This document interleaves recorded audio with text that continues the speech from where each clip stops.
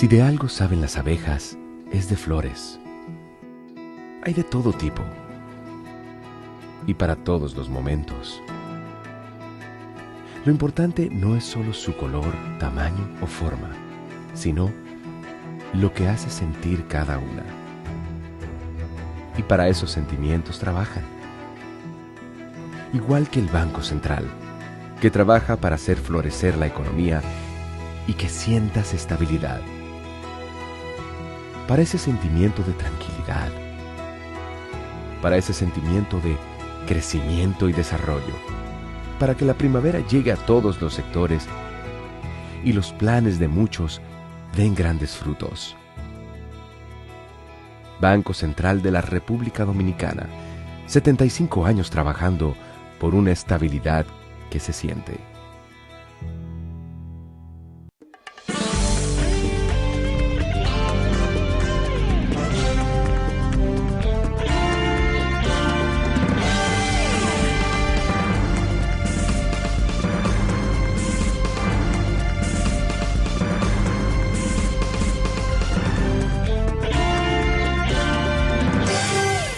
Muy buenas tardes, amables televidentes. Bienvenidos a su cita diaria, crepuscular y nocturna en Teleimpacto, que es al final de la tarde despidiendo el sol o comenzando la noche. Ponga su caridad en buenas manos. Apoye el Patronato de Lucha contra el Cáncer de Villa González Incorporado. Toda una institución seria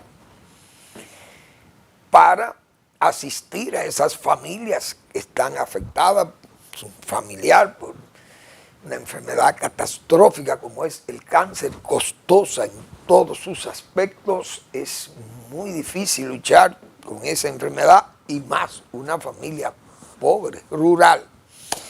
Entonces hay que apoyar ese tipo de instituciones que brindan ese servicio en forma desinteresada y con ancho ánimo, por la misma formación cristiana de quienes regentan la institución. 809-443-8010. También el Hogar Escuela Santo Domingo Sabio. Ahí están los salesianos formando jóvenes en alto riesgo. Gente sin oficio y sin beneficio. Presas fáciles de la delincuencia. Y allí estos salesianos, como verdaderos polinizadores, lo que hacen es formarlos como ciudadanos útiles al país. Avenida Independencia, esquina Gregorio Luperón en Santo Domingo. Bueno, vamos a iniciar el programa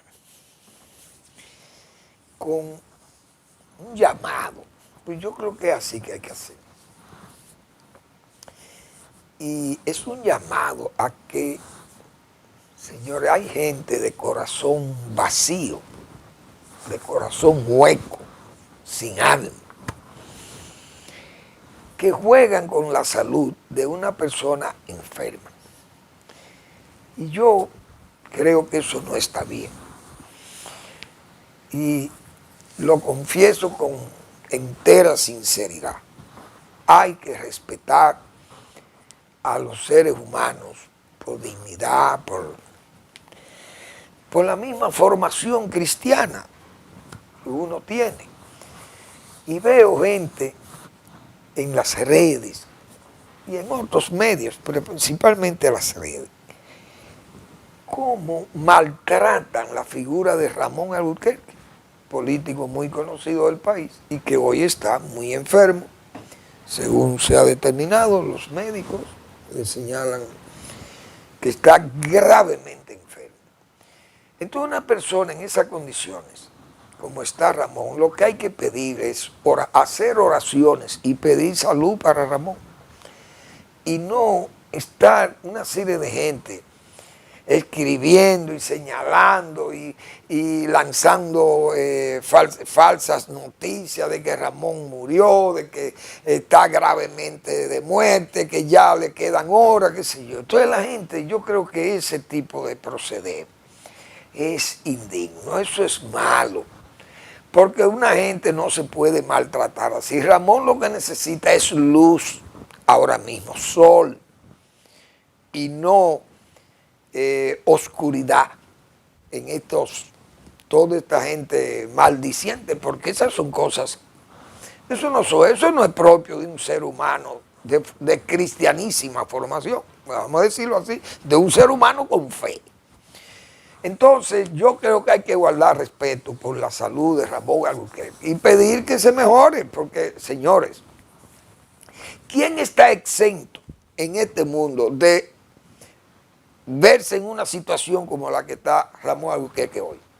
¿Cuántos no están así? ¿Cuántos no han estado así? Y otros que se recuperan casi por un milagro de Dios.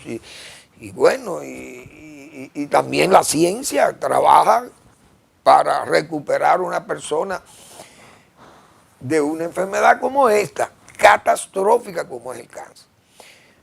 Ramón sufre de un cáncer de hígado, se ha señalado, y entonces en la situación que está es de oración, de luz, repito, de sol. Darle sol a Ramón, no oscuridad. Por tanto, yo creo que tenemos que guardar respeto por las personas. Y la gente que están en esas tareas tan negativas y tan odiosas de estar lanzando noticias falsas y de desabuso y que Ramón se está muriendo, bueno, puede morir porque es una enfermedad muy grave. Pero la gente, señores, tiene que vivir con dignidad y con decencia, la gente tiene que respetar porque esas cosas se ven muy mal. Yo creo que debemos, la gente que está en esas perversidades tiene que corregirse, porque eso no es, las redes no es para estar con esas inmundicias, vamos a llamarle así, eso no se puede tolerar, muy mal eso, muy mal. Bueno, vamos a ver, el IAD, el Instituto Agrario Dominicano, no está muerto, parece que el gobierno va a clavar, como se dice, el último clavo en el sepulcro de ese muerto que se llama el Instituto Agrario Dominicano. Una pena, nosotros lo dijimos aquí con mucha antelación, señores, y el propio Danilo Medina. Nosotros decíamos, ustedes están cavando la fosa de esa institución porque están entregando títulos definitivos en forma alegre, no hay un control allí por probanza, decíamos nosotros, de quién se le puede entregar un título, porque si no lo van a vender y van a hacer de la parcela un negocio. Si hay, no un negocio productivo, agrícola, sino un negocio inmobiliario. Entonces, hoy ya el Instituto Agrario, te repito, parece que ya el gobierno de Luis Abinader le está poniendo los últimos clavos a ese ataúd, porque ahí está, y lo dijimos con mucho tiempo, esto se está convirtiendo en una suerte de liquidacionismo agrario. Lo dijimos con mucho tiempo y son testigos todas las personas que siguen este programa.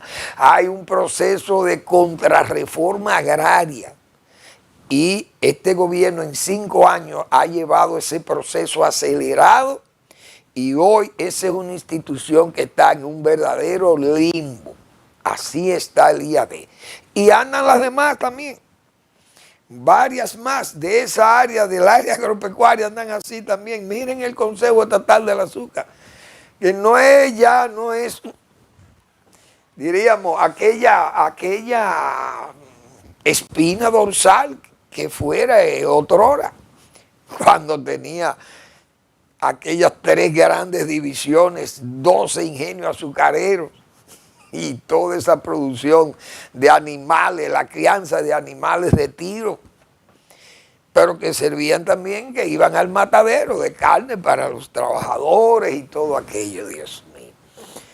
Pero así son los procesos, lamentablemente, pero entonces este gobierno vino sin planes y lo que ha hecho es ya, como se dice, el sepulturero, finiquitar lo que hay. Una pena, lamentablemente. Bueno, vi que en el Ceibo entregaron una plaza de toro, está muy bien. Yo me alegro que al Ceibo le lleven, aunque sea un espacio para reunión popular, que el pueblo se pueda reunir. Claro, uno aprueba esas cosas, porque para que no hagan nada, es mejor que hagan algo. Lo penoso sería que alguna prioridad de la zona se obviare, y solamente porque hay un proceso de monoinversión, digo yo, que todo va dirigido al turismo, y parece que al presidente le importa un bledo otra actividad, entonces, bueno, pues inauguraron eso. Pero tal vez el hospital está en malas condiciones, o faltan escuelas, o faltan acueductos, quién sabe, o cloacas en el Seibo, o no hay una buena, qué sé yo, una iglesia para que la gente vaya a rezar y a confesarse allí, o no hay, ¿qué puede ser? Una clínica rural, tal vez tan descuidada, o no hay. Sería penoso que pase eso, pero saludamos que hayan entregado esa plaza de toro en el Seibo, que no habíamos tenido la oportunidad de decirlo. También nos alegramos que Neiva, el presidente, le entregó un local de la UAS, muy bien, excelente. Ojalá la UAS pueda brindar un buen servicio ahí, cosa que yo dudo. Bueno, estuve viendo una entrevista que le hicieron ayer, o antes de ayer, o no sé, el viernes, a un grupo de productores de arroz, o 3 productores de arroz. A Iván Tío, que lo conozco, Juan Pablo Pérez, no lo conozco a Juan Pablo, Santos Paulino, sí conozco a Santos Paulino. Ellos son productores muy importantes y miembros del FENARROZ, de la Federación Nacional Arrocera. Y son gente muy querida en el proceso productivo, en el sector agropecuario. Es gente que está muy bien intencionada. Asociación de Productores de Arroz del Nordeste y de la Asociación de Parceleros de la Reforma Agraria. Ellos son Iván, Juan Pablo Pérez y Santos Paulino. Muy bien. No es FENARROZ, sino la Asociación de Productores de Arroz del Nordeste, Iván Tío. Yo conozco muy bien. Ahora ellos mencionaron todas las razones por las que hoy tenemos una gran producción arrocera. Y yo estoy en el deber de decirle, de recordarle, porque voy a entender esto como un olvido no intencional, porque ellos han dicho que las variedades han contribuido a la producción arrocera, cosa que es verdad, mejores variedades, incluso hay que darle crédito que en paz descanse al doctor Cuevas, que inició esos trabajos, siguió esos trabajos en Juma, ya venía el doctor Cie, como nosotros hemos señalado hoy, y ellos destacan las variedades, la mecanización, la asistencia del crédito, y que eso ha contribuido a la gran producción arrocera que hay en el país, que hoy produce 14 o 15 millones de quintales de arroz. ¿Por qué digo que hay un olvido? Porque el verdadero programa que le dio estabilidad a la producción arrocera, y que yo lo he citado tantas veces aquí que tal vez neseo con eso, fue el programa de pignoración. Y se lo recuerdo a Iván Tío, porque Iván es una persona que tuvo hasta factoría y todo, o tiene factoría de arrocera, creo. Y él tiene que saber que la producción arrocera aquí estaba estancada. ¿Por qué?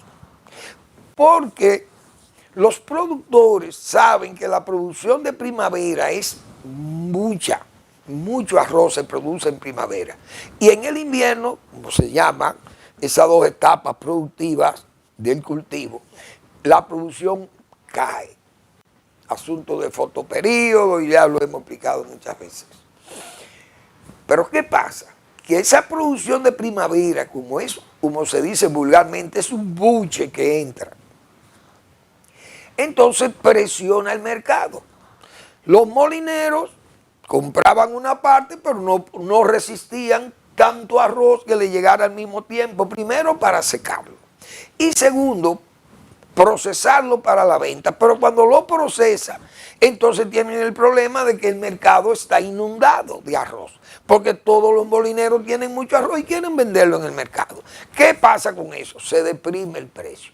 En esas condiciones los productores estaban perdiendo dinero, no había un incentivo, se desactivaron una gran mayoría de productores, molineros que quebraron porque no resistían esa guerra de precios, y eso creó un problema muy serio para la producción arrocera. No se aumentaba la producción arrocera, aunque tuviéramos buenas variedades y todo, porque existía ese problema de comercialización. Y la verdad es lo siguiente: usted puede ser el mejor productor, el de mejor rendimiento, el de mayor productividad que pueda haber en una zona X de producción y de un cultivo X.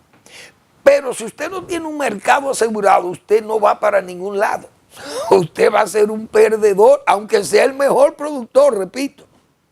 Si no hay un sistema de comercialización adecuado, usted va a arruinarse. ¿Qué hubo entonces? Que diseñar el programa de pignoración, pero más, darle crédito a quienes tuvieron la idea de plantearle al doctor Leonel Fernández Reina, y que Leonel Fernández entendiera esa situación en 2004. Mire, presidente, esto es lo que hay con el mercadeo del arroz. La única forma de salvar esto es estabilizándole el mercado a los productores. Y se va a estabilizar sobre la base de un programa de pignoración. Pero el programa de pignoración que venía funcionando en el gobierno 2000-2004 fue un caos, y le dejaron una deuda de más de 1.000 millones de pesos al Banco de Reserva. El programa se fue al suelo, porque la pignoración es tan vieja como el país. Entonces, las autoridades del 2004 le plantearon a Leonel Fernández que se estableciera en el presupuesto un fondo especial para cubrir la pignoración. ¿Qué hacía la pignoración? Mire, vamos a guardar en almacenes fiscales, vamos a almacenar 3 millones de quintales o 4 millones de 7 que se producen en la primavera, vamos a guardar 4. Muy bien. Ese arroz se almacenaba en almacenes fiscales, el gobierno paga el almacenamiento, paga el seguro y el costo financiero. Y los bancos, usted le paga su costo financiero, los bancos asumen el programa. Y eso fue lo que pasó. Al estabilizarse eso y el programa de pignoración fija un precio hacia arriba y un precio hacia abajo, en el cual el productor tiene una banda de precios que juega con eso. Si baja del mínimo, entonces se entra al mercado. Si se cierra el mercado, si pasa del límite superior, se abre el mercado y fluye arroz. El asunto es estabilizar el precio. Y eso es lo que ha estabilizado la producción arrocera. Y quería yo hacer esa aclaración porque a los 3 dirigentes se le olvidó hablar de ese programa, por lo menos en lo que fue reflejado en esta entrevista que se le hizo en el periódico Hoy a ellos, en ese almuerzo o un desayuno, no sé, del grupo Corripio. Pero me quería hacer esas aclaraciones o esas puntualizaciones para que la gente y los mismos productores hagan conciencia que solo el programa de pignoración ha sido el pilar mayor de garantía de ese cultivo para que hoy haya una producción estable arrocera, alta incluso, y estable, y que el mercado se regule, prácticamente se regula solo, con esa banda de precios y un buen inventario de la superproducción para cuando venga la baja producción, entonces usted supla el mercado con ese arroz que ya usted ha almacenado previamente en un almacén fiscal. Creo que con eso estamos claros. Bien, entonces, ¿qué más?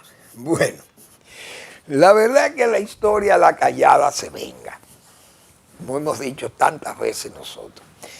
Yo vi las declaraciones de un testigo que tienen de SENASA, que llegó al Ministerio Público. El hombre ha dicho que los fondos de SENASA se usaron para la campaña. Eso fue lo que nosotros dijimos desde el principio aquí, todo el mundo opinó de eso. Pero resulta que eso se le atribuía a Balaguer. Por eso siempre he dicho aquí, a Balaguer, mientras más le hunden el ataúd, más sube el muerto. Porque aquellas reelecciones de Balaguer eran la corrupción monumentalizada. Vamos, eso era un monumento, ya como el de Santiago, así. La corrupción para mantener la reelección de Balaguer, muy bien. Sustituyeron a Balaguer y todos los reeleccionistas, señores, usaron el desfalco estatal. Y esto me llamó la atención porque es la realidad de este país. Una pena. Ahora, el expresidente Danilo Medina, tarde, dijo que el gobierno anda sin rumbo. Y yo recuerdo que muchas veces nosotros hemos repetido aquí, pero hace años que le estamos diciendo a este gobierno. Y yo me afilio a lo que ha dicho el señor Medina, tarde, repito, porque lo hemos repetido nosotros hasta el cansancio, que este gobierno anda a tontas y a locas, que anda a tientas. Eso tenemos más de 3 años y medio, 4, diciéndole eso al gobierno. Por su bisoñez, porque no hay Salomones, etcétera, etcétera. Siempre dijimos que el gobierno andaba a tientas porque los programas no se veían con efectividad, o las acciones de políticas públicas, obras atrasadas, los servicios pésimos, la producción alimentaria deficiente, los precios aumentando por la baja oferta. Todo eso lo hemos dicho, el tránsito, un caos. ¿Quién me ha dicho eso? La delincuencia, la salud, los hospitales públicos, el agua, de todo hemos hablado. Los drenajes, los canales de riego, los caminos vecinales, es decir, estamos en presencia de una situación de que es cierto que andamos sin rumbo. Danilo Medina dijo una gran verdad, que lo hemos dicho también muchísima gente, porque esa es la realidad también. Tal vez con otros términos, porque yo digo lo siguiente, yo lo he dicho así, a tontas y a locas, o a tientas. El que anda a tientas es porque anda sin rumbo. Usted no sabe por dónde va. Entonces, ¿qué pasa? Que yo veo hoy la Iglesia Católica en su pastoral, que no es poca cosa cuando los obispos opinan. Iglesia sigue preocupada por males. La carta pastoral cita la corrupción, las muertes por la violencia intrafamiliar, la delincuencia y la inseguridad ciudadana, las muertes de tantos jóvenes involucrados en el crimen y las drogas, y las muertes en los accidentes de tránsito. Entonces yo me pregunto, ¿y a qué fue que vinieron estas autoridades al gobierno? Porque todos esos son males agravados. No vamos a decir que estas cosas no existían antes, es verdad, pero son males agravados. Yo creo que el gobierno tiene que ponerse las pilas y parece que se está haciendo tarde. Vamos ya para el segundo año del siguiente mandato. 150 robos cada 24 horas. Ustedes están oyendo, estas son estadísticas que ha servido el gobierno. En los primeros 19 días del año se registraron en promedio 150 robos cada 24 horas. La información fue ofrecida ayer por la ministra de Interior y Policía. En lo que va del año, se han reportado 2.857 robos en el país. Óigase esto. Raful explicó que el dato corresponde a las denuncias formalmente registradas en el sistema de Policía Nacional, que hay muchísimas, la gente no va y pone querella, ni lo anuncia, ni lo dice en la policía. Se queda igualito y sigue por ahí, como dice. Y representa una disminución de 19.52%. ¿Usted cree que esos son datos de celebrar?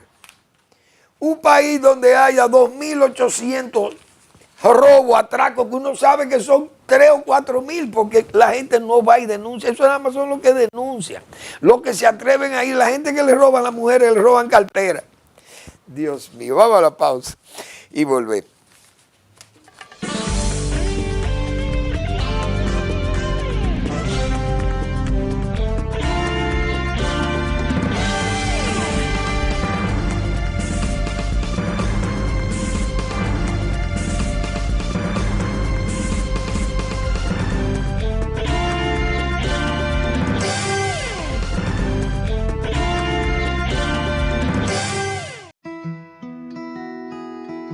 Si de algo saben las abejas, es de flores.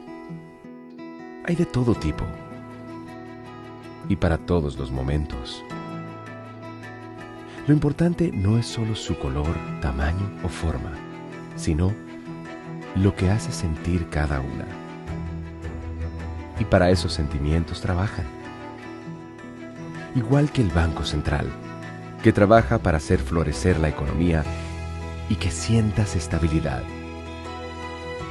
Para ese sentimiento de tranquilidad, para ese sentimiento de crecimiento y desarrollo, para que la primavera llegue a todos los sectores y los planes de muchos den grandes frutos. Banco Central de la República Dominicana, 75 años trabajando por una estabilidad que se siente.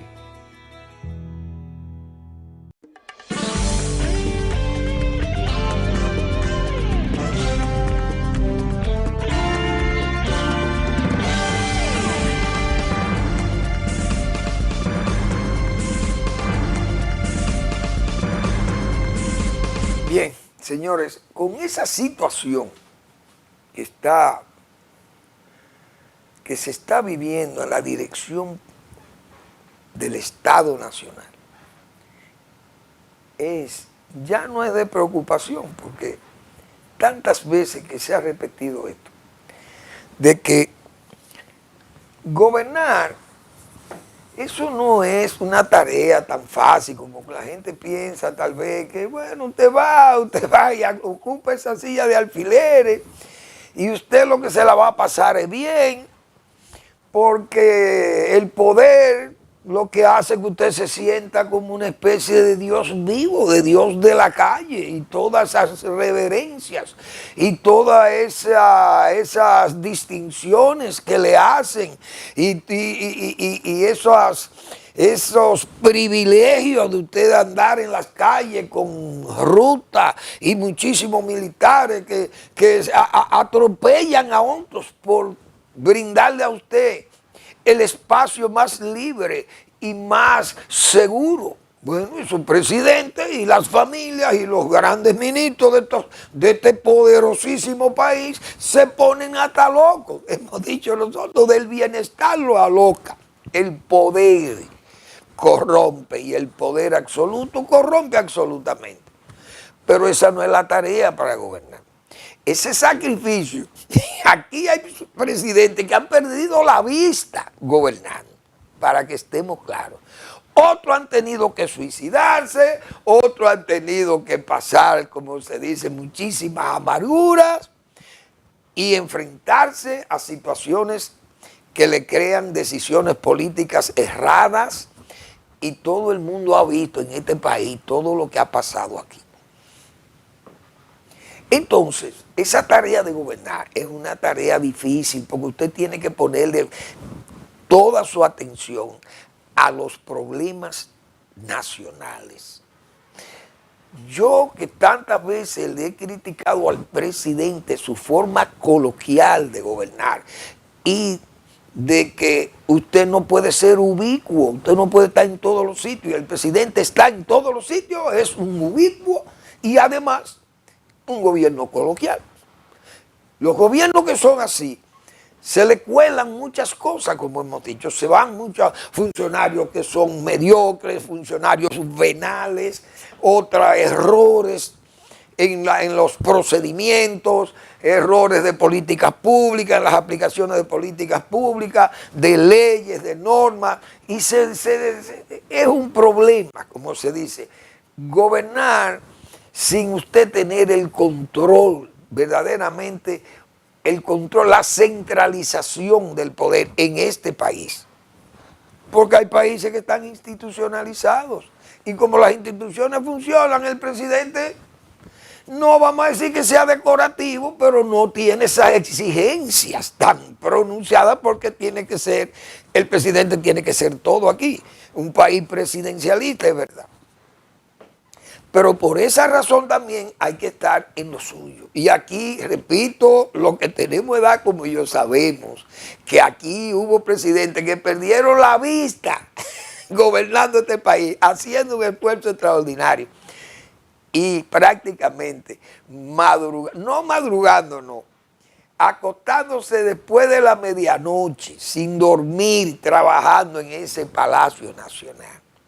Es decir, un país pequeño y pobre como este, pero tiene sus exigencias.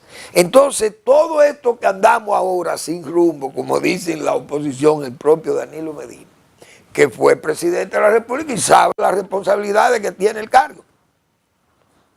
Pero yo sigo creyendo que esa forma de gobernar no va a funcionar, porque fíjense todos los efectos negativos. ¿Cómo es posible que con el sistema del sector agua, por ejemplo, el gobierno tiene muchísimas dificultades, pero el presidente no tempera nada?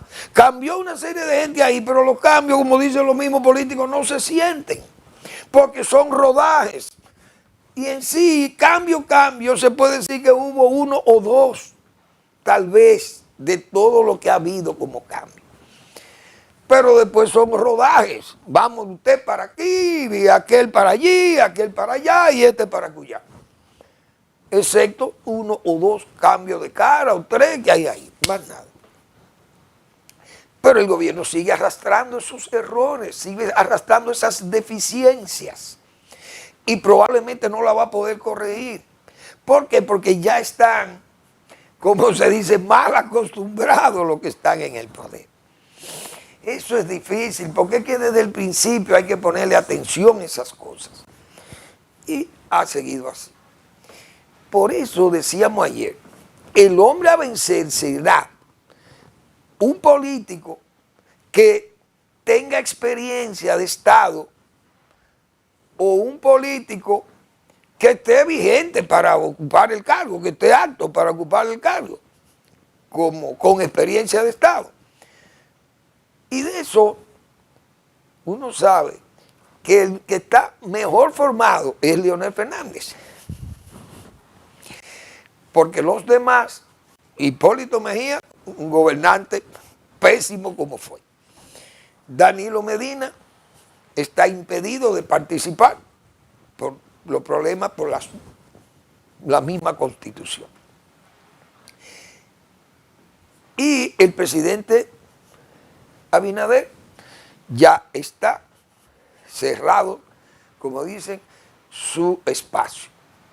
Por tanto, lo que quedan toda esa bisoñez, como hemos dicho, muchos jóvenes que son una especie de flores de un día. Gente que pueden, como se dice, abren en la mañana y en la tarde ya están marchitas, las flores de un día. Ahí esos muchachos, esos jóvenes, no es tan fácil competir con un líder y un político de la experiencia de Leonel Fernández, hemos dicho nosotros, y esa es la realidad que va a haber aquí. No hay que andar inventando. Leonel Fernández no va a creer en todas esas sandeces que se han dicho, y que el hijo, y que él, y que Omarcito, y Omar, y que si no es Omar, y que Leonel, eso le da, como se dice, un pito a Leonel Fernández. Porque Leonel Fernández está jugando un papel, y él lo sabe, que va a jugar ese papel del liderazgo mayor. Ahora tiene muchísima gente que se oponen, unos que son por espontaneidad, otros porque son plumas y voces de alquiler, y gente que se presta a todo aquello, a vocear y a insultar y a escribir, todas esas cosas son, y lo decíamos ayer, va a tener Leonel Fernández que enfrentar esa situación, indiscutiblemente. Pero Leonel es un hombre que se sabe los temas, como hemos dicho, es un hombre sin púas vengativas, es una persona prudente, no tempera a hacer, qué sé yo, reclamaciones, sabe y conoce los silencios del poder. es el hombre de Estado, el hombre que tiene, diríamos, tiene las perspectivas del futuro cercano, o puede, como se dicen también vulgarmente, de esos líderes que pueden ver más allá de la curva, por la misma experiencia de Estado que tiene. Pero son los hombres capaces de llevar a cabo una recuperación nacional, un proyecto de recuperación nacional, amantes del progreso, etcétera, etcétera. Entonces, Leonel Fernández es una persona que está bien punteada en las encuestas que se hacen y en la opinión de mucha gente, de la gran mayoría de la gente, como un factor importante ante la degradación que pueda haber en este deterioro gubernamental, que mañana la gente, como está desesperada por precios, molestias de malos servicios, etcétera, etcétera, esas cosas se van agravando y cada día se justifican entonces ese tipo de liderazgo o de candidatos para presidir el país.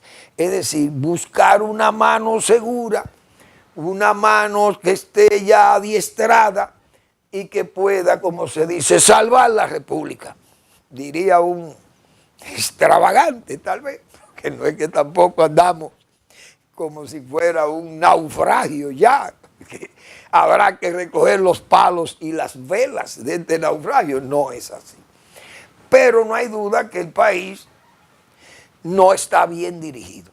Tiene áreas que el gobierno se destaca, pero lamentablemente hay un gasto, una disposición al endeudamiento, al gasto superfluo, al gasto sin pensamiento, como diríamos, sin planificación.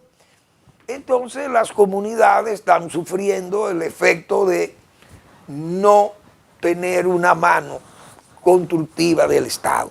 Y la gente se queja porque los caminos, todos esos servicios, como se ha señalado. Todas esas quejas van acumulándose y los gobiernos entonces van asumiendo esa carga de desafección. Y eso va debilitando las posibilidades del gobierno de turno, más cuando ya no puede presentar una figura de la categoría, por ejemplo, del presidente Abinader o de alguien más que tenga allí una, qué sé yo, que brinde esa confianza. Va a ser difícil para el PRM y lo sabe el PRM y lo saben los demás y no hay que explicarlo ni con ese tipo de cosas, no hay ni que repetirlas porque están ahí en la realidad.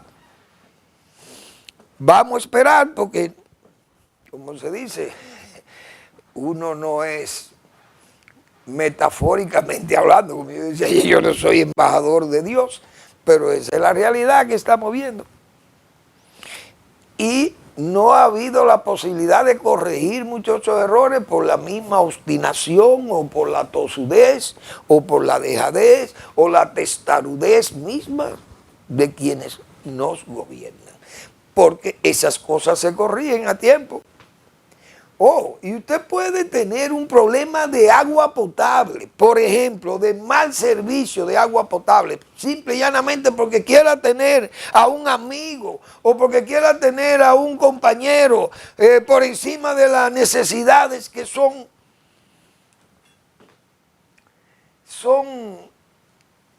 vitalísimas para la población y que usted, por asuntos de militancia o de adscripción o de sentida y qué sé yo, de sentida amistad con la persona, entonces corre el riesgo de que su gobierno pierda o gane desafección porque no se le puede dar un servicio seguro, confiable de agua potable, por ejemplo, a las comunidades, si el incumbente no funciona. Esas cosas debilitan los gobiernos, esa es la realidad. Por eso decíamos tantas veces, con el caso de agricultura, ahí no se está produciendo una oferta alimentaria capaz de presionar los precios a la baja, porque no es que sean ruinosos los precios para los productores, pero que los alimentos sean asequibles. Y el gobierno se perdió en eso, decía yo, porque asequibilidad no es disponibilidad. Usted puede tener disponibilidad de alimentos, pero no hay asequibilidad a esa disponibilidad de alimentos. ¿Por qué? Porque la gente no tiene los recursos, o porque tiene pocos recursos, o tiene recursos, pero la disponibilidad tiene unos precios tan altos que usted se resiente y no lo quiere adquirir. Entonces, disponibilidad no es asequibilidad. Pero esa cosa hay que entenderla. ¿Y cómo se corrigen esas deficiencias? En el caso de la producción agropecuaria, con una mayor oferta, usted tiene que producir. No es verdad que el plátano a 40 pesos, nadie se siente confiado, ni siquiera los productores se sienten confiados de ese precio a 40 pesos. Porque ellos saben que, por ejemplo, yo decía aquí, las frituras, las casas de frituras o las freidurías que venden en las carreteras, no pueden servir sus carnes, no las pueden servir con sus famosos tostones de plátano. ¿Por qué? Porque el plátano se ha puesto tan caro que ni siquiera en las zonas rurales lo pueden adquirir. Yo decía, en Santiago un plátano vale 28 o 29 pesos en el supermercado. En los aleros de la producción agropecuaria que está al lado de Santiago. Un pollo a 90 o 100 pesos la libra cuando se produce en los aleros de Santiago, que es Licey, Moca o Tamboril. Y entonces, esas cosas se tienen que superar con más producción, porque eso es. Entonces, cuando usted ve que ese precio está alto en las zonas cercanas a la ruralidad, cercana a la parcela, es porque la producción está baja. Hay que aumentar la oferta alimentaria para que los precios puedan ser aplastados por la oferta y bajen, porque tienen que bajar si hay una mayor oferta, obligatoriamente. Y la comida, los alimentos, no se pueden bajar con políticas de floreo, ni con discursos, ni nada de eso. Es con producción que hay que bajar. Los alimentos bajan de precio con producción.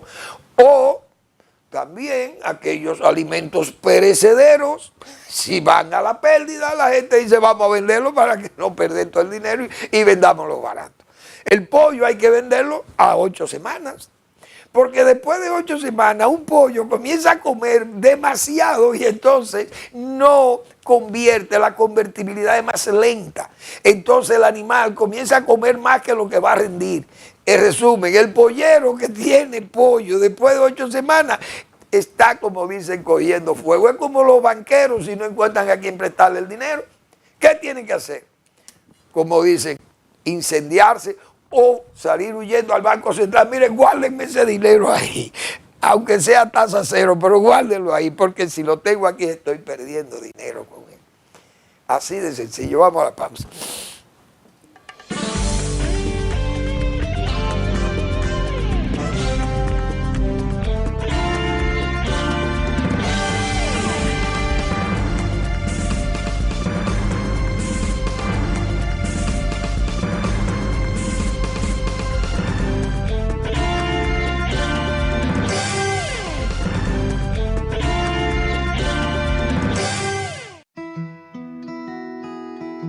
Si de algo saben las abejas, es de flores. Hay de todo tipo y para todos los momentos. Lo importante no es solo su color, tamaño o forma, sino lo que hace sentir cada una. Y para esos sentimientos trabajan. Igual que el Banco Central, que trabaja para hacer florecer la economía y que sientas estabilidad.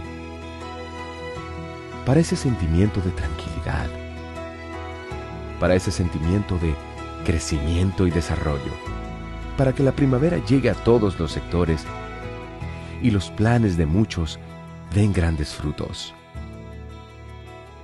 Banco Central de la República Dominicana. 75 años trabajando por una estabilidad que se siente.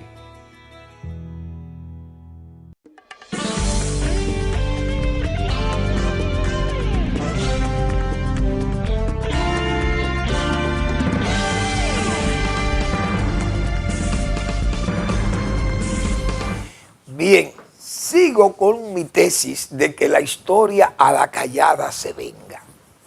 En España, ese terrible accidente ha sido tan doloroso para la población española y para todos nosotros, los latinoamericanos y el mundo, porque siempre España es un país que recibe 80, 90, 75 millones de turistas, de visitantes, un país que tiene 40 o 50 millones de personas, es decir, lo duplica casi la población que visita España.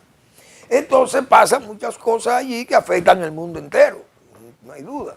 Hoy incluso hubo un descarrilamiento también, pero me dicen que solamente hubo algunos heridos, parece, en Barcelona. Todo es para que nos preocupemos porque tenemos familiares allí. Y esos trenes de cercanía ahí en Barcelona son trenes viejos también, por donde quiera, y esas líneas férreas, y los descuidos, etc. Entonces, el gobierno es para que se vean lo que son, cómo es la historia, con estos dirigentes y estos presidenticos muchas veces, y estos comunistas, que hay que decirle también a los comunistas. ¿Por qué? En España gobernaba el PP, cuando el caso de la estación de Atocha, es decir, unos terroristas, creo que de Al Qaeda, vinieron, pusieron unas bombas y hubo 200 y pico de muertos en Atocha, un acto terrorista. Y eso prácticamente acabó con el gobierno de Aznar, porque Aznar quiso echarle la culpa de que a ETA, pero todos terroristas al fin son todos lo mismo. Se comieron vivo al gobierno de Aznar y del PP. Ahora con la Dana, esa inundación que hubo en Valencia, al presidente de esa comunidad se lo comieron vivo también los mismos comunistas del PSOE y del Podemos y de todos sus partiduchos que gobiernan a España hoy en una coalición. Y acabaron, como dicen, con el PP. Ahora con esta tragedia, entonces los del PP y otros han señalado que también hay descuido del gobierno. Ahora dicen los comunistas, no politicen el problema, no se puede politizar esa tragedia, no metan la política, porque así es que son, como decíamos, con la lanza, la espada de que le dijo Lenin, no hundan la espada cuando sientan algo fuerte allá atrás, porque la punta se resiste, sáquenla y envaínenla. Ahora, si está de algodón, húndala más, porque así es que son de cobardes. Pero la historia a la callada se venga, a todo el mundo le viene, como dice, a todo el mundo le llega a su hora. Bueno, hoy se cumple un año del gobierno de Donald Trump. Y señores, hay que decir que es un año de luces y de sombras, con todo este, como yo he dicho, este manicomio que se está produciendo en el mundo, porque toda esa política de Trump, dinamitero, estampida, no hay acuerdo, multilateral, el multilateralismo se ha ido a pique, todo es un desastre. Entonces hay luces y sombras, pero yo creo que las sombras son más que las luces, porque en un sondeo que hizo CNN, el 58% dice que ha sido un fracaso el gobierno, y un 57% dice, no sé, vamos a ver cuál fue la opinión del 57%, según CNN, que yo lo anoté en mi libreta de notas. Un 57% dice que ha sido perjudicial. Entonces, esas cosas, peleándose con los amigos, y fíjense cómo es el asunto. El señor Putin ahora está incitando a Trump para que se meta en Groenlandia. Porque Trump dice que a Groenlandia hay que adquirirla para frenar a Rusia y a China. Muy bien. Pero Rusia, Putin le dice, no entra a Groenlandia, no te preocupes, entra. Porque lo que quiere es que dinamite a la OTAN. Porque eso es la política. Y Donald Trump es tan tonto que es capaz de creerle a quien está atizando esos leños de la división de la OTAN, que es el propio Putin. Pero el mismo hombre, señores, que invadió a Ucrania buscando quedarse con eso, pero tiene a Kaliningrado. Ese Kaliningrado es una porción en el Báltico entre Polonia y Alemania. Sin embargo, esos son pedazos del corazón de Alemania. ¿Quién se lo quitó? En esas horas, diríamos, infaustas horas de Alemania ya vencida, la Unión Soviética cogió, como dice, ese pedazo y hizo un muelle en el Báltico. Alemania era nada, vencida, pero ahí fue la capital de la Prusia alemana. Esa era la capital de Königsberg, creo que se llamaba esa ciudad, cuando Alemania, y le pusieron el nombre de Kaliningrado. Los rusos se robaron eso ahí. ¿Por qué no entregan eso? ¿Por qué no le entregan eso a Alemania o a Polonia? No, porque así es que son en la política. Son cínicos, hipócritas y todo. Pero Trump, vamos a esperar qué va a pasar en este segundo año. Hay elecciones en los Estados Unidos y eso no hay duda que va a repercutir. Vamos a ver cómo sigue él con estas. Este sí es verdad que anda tonta y a loca, como se dice, porque que ahí es basculando. Un día hace una cosa buena y otro día viene con otra cosa incomprensible.